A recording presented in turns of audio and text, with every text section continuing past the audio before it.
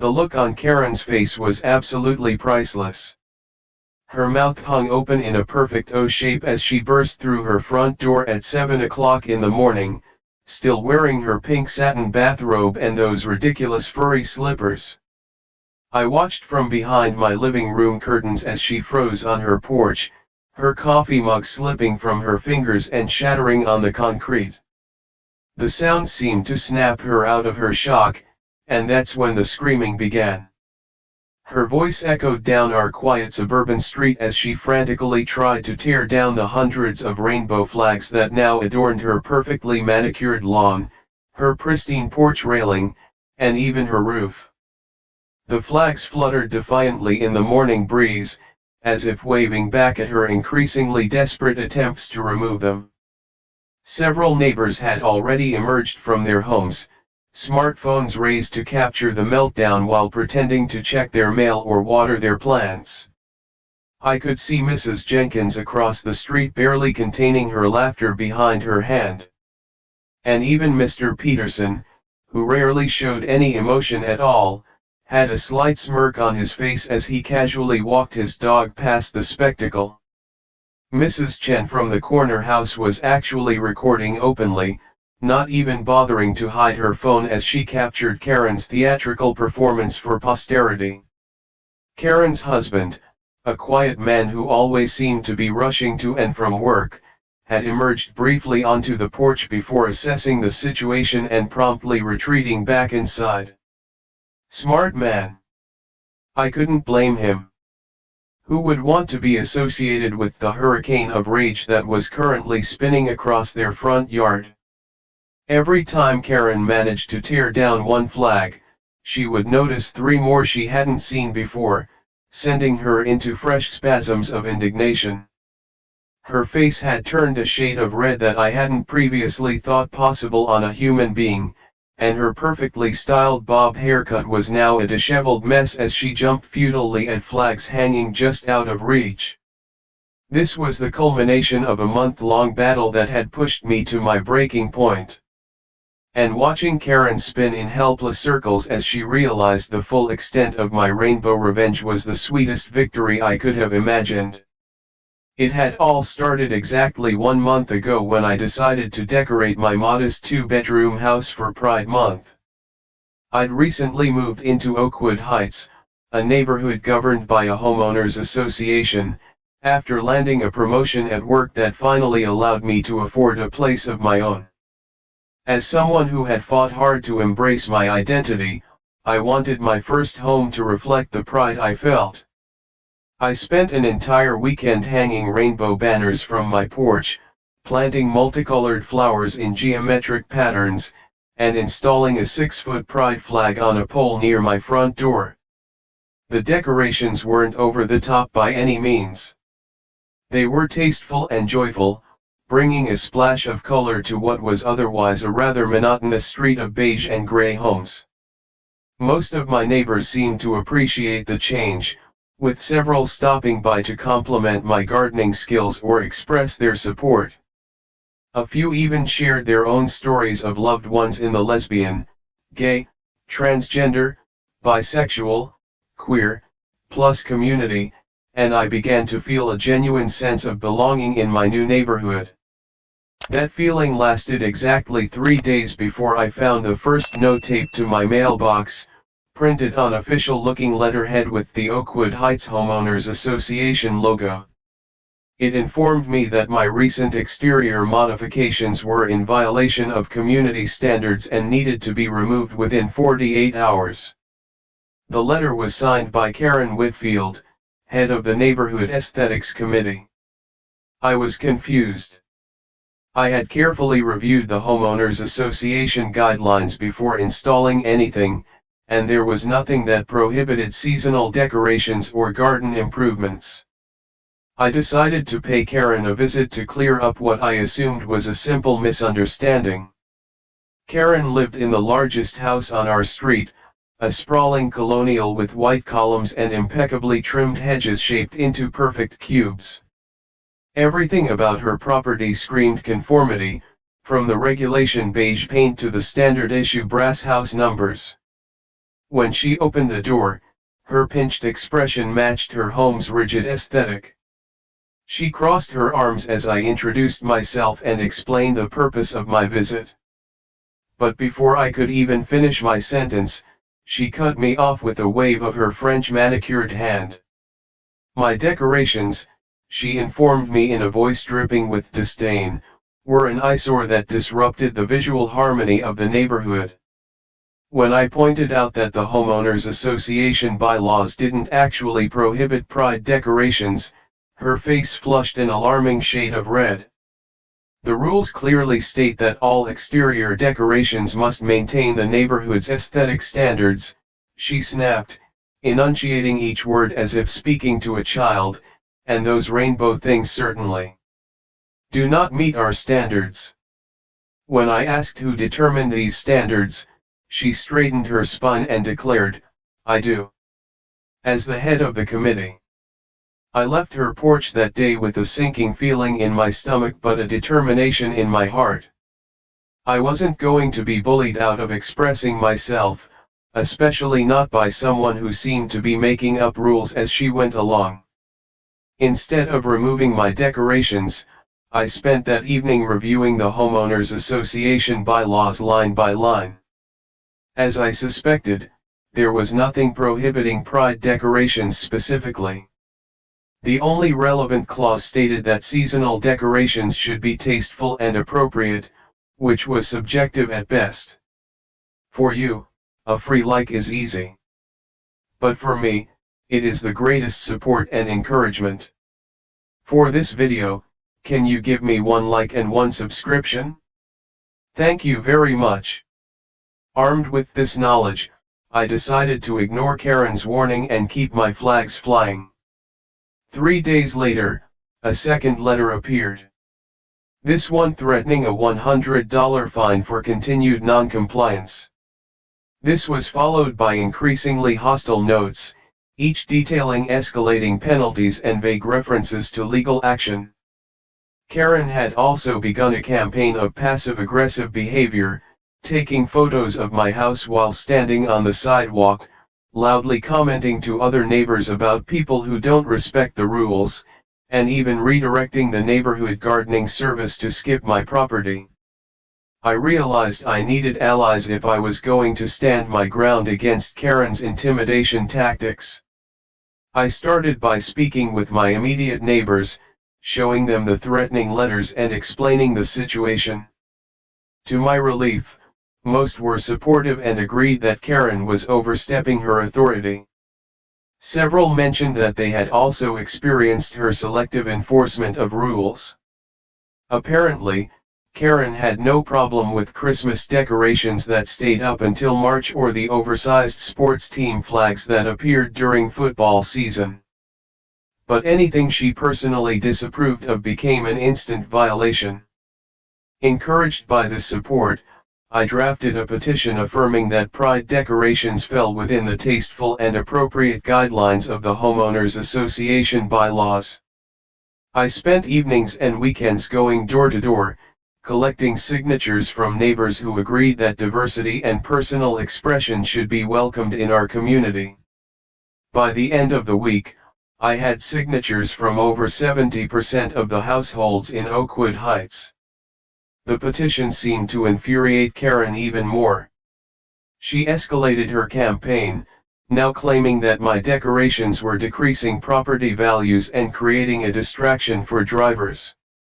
She began holding impromptu Homeowners Association committee meetings on her front lawn, just within earshot of my house. I would often hear fragments of these conversations as I worked in my garden, phrases like legal options and forced removal drifting over the fence.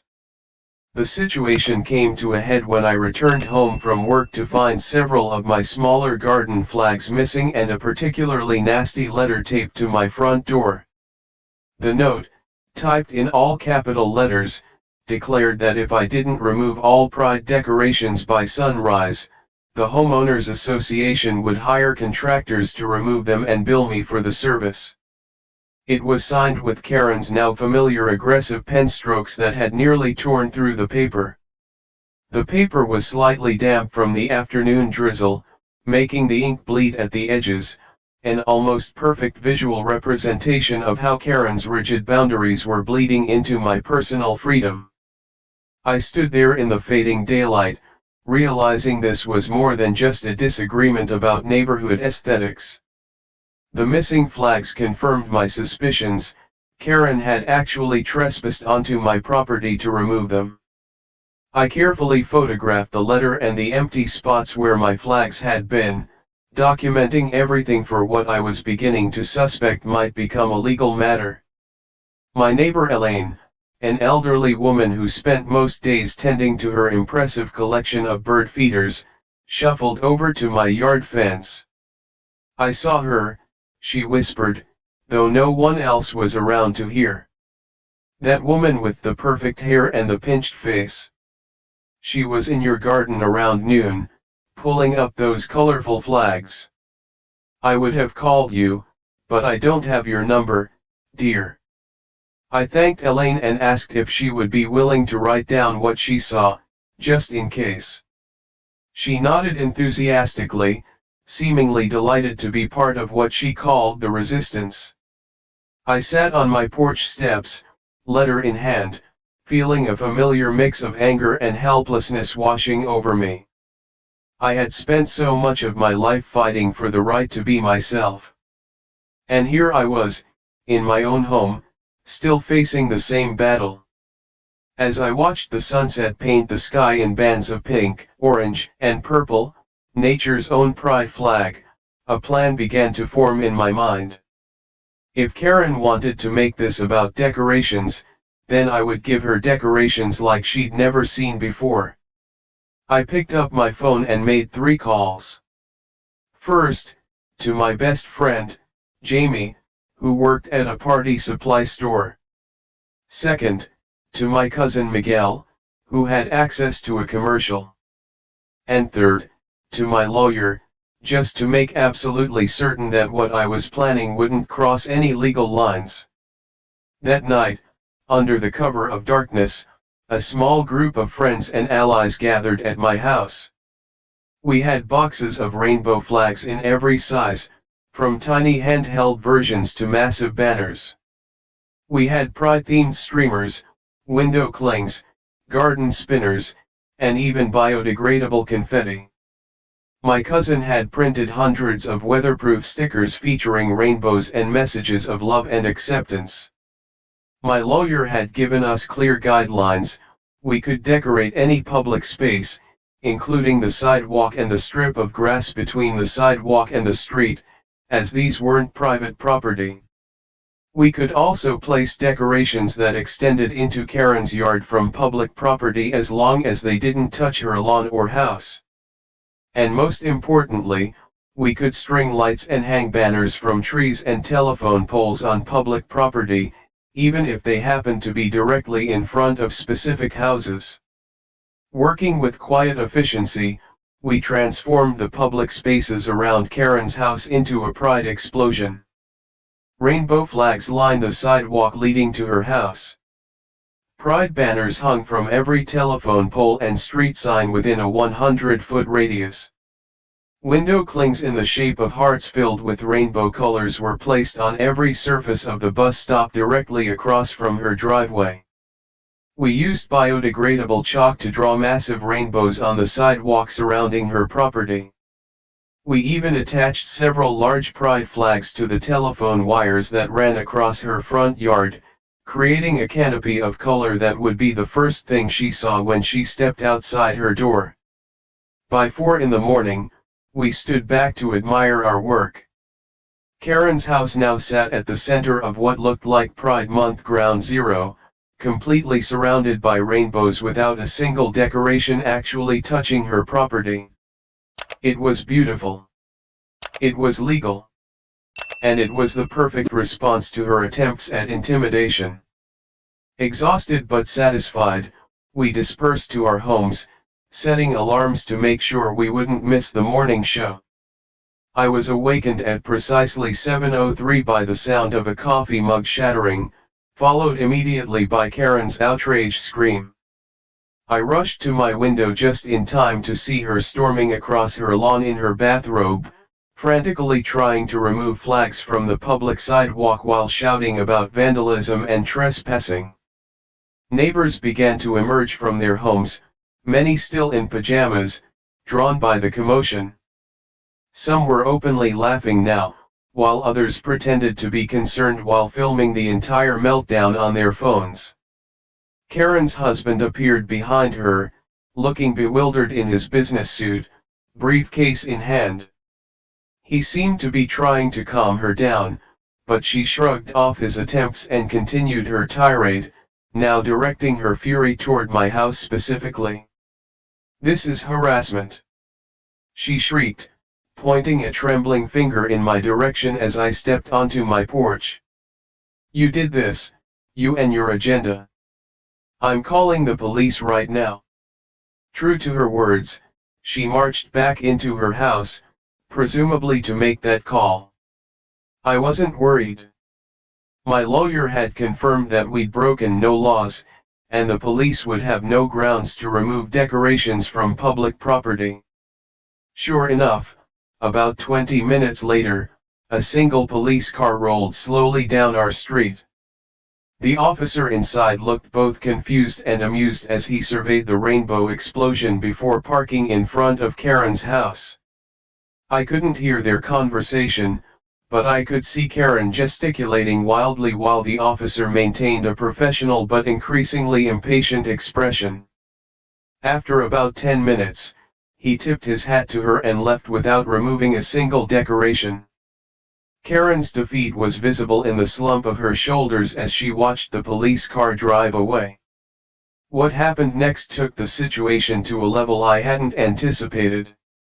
Videos of Karen's meltdown had begun circulating on neighborhood social media groups, then spreading to wider platforms.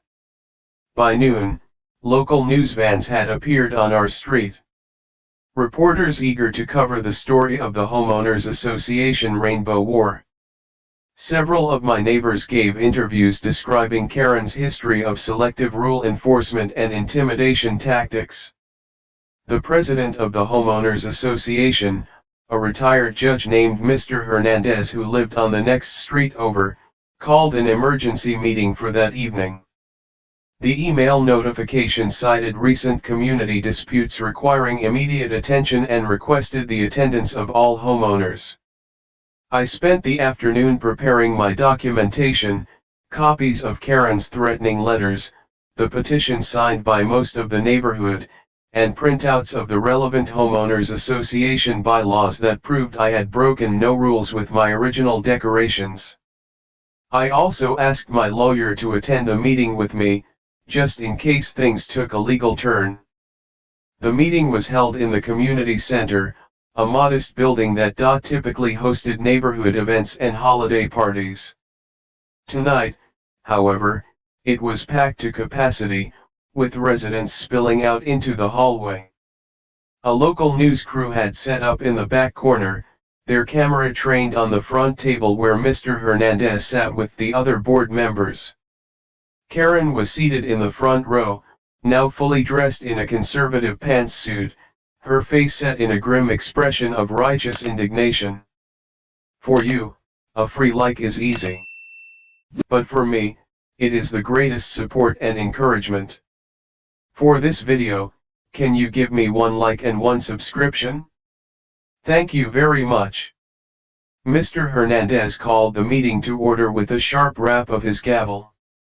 "Before we address the specific incident that prompted this meeting," he began, his voice carrying the authority of his former profession, "the board would like to make a statement regarding recent events." He adjusted his glasses and read from a prepared document. "The Oakwood Heights Homeowners Association wishes to clarify that our community values diversity and inclusion. The display of pride decorations falls well within our guidelines for appropriate seasonal decoration. Furthermore, the board has not authorized any actions to remove such decorations, nor have we approved the issuing of fines or legal threats regarding them." Karen's face grew increasingly red as Mr. Hernandez continued. It has come to our attention that a member of our community has been issuing unauthorized notices using homeowners association letterhead and misrepresenting the board's position on this matter. This behavior is unacceptable and will be addressed according to our bylaws regarding misuse of homeowners association resources.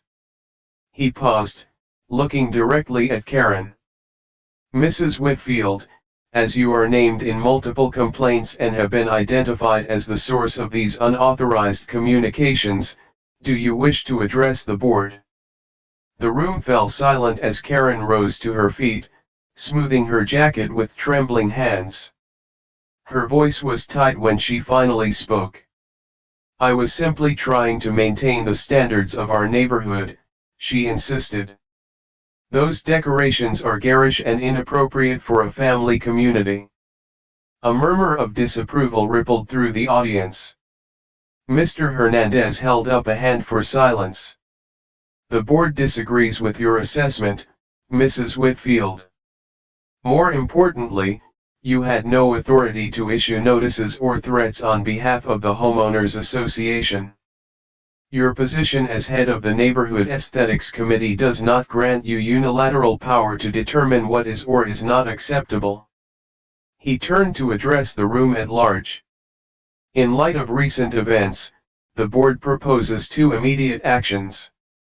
First, the creation of a community engagement committee dedicated to promoting inclusivity and diversity within Oakwood Heights. Second, the establishment of clearer guidelines regarding seasonal decorations, with explicit protection for displays celebrating cultural and personal identity. He nodded toward me. We would like to invite the resident who brought this issue to our attention to chair the new committee, if they are willing. A cheer went up from many in the audience, drowning out Karen's indignant protest. Mr. Hernandez called for a vote on both proposals, and the result was overwhelming, nearly unanimous approval, with Karen and a couple of her closest allies as the only dissenters. I found myself standing at the front of the room, shaking Mr. Hernandez's hand and accepting the position while Karen stormed out the door, slamming it behind her with a finality that felt like victory.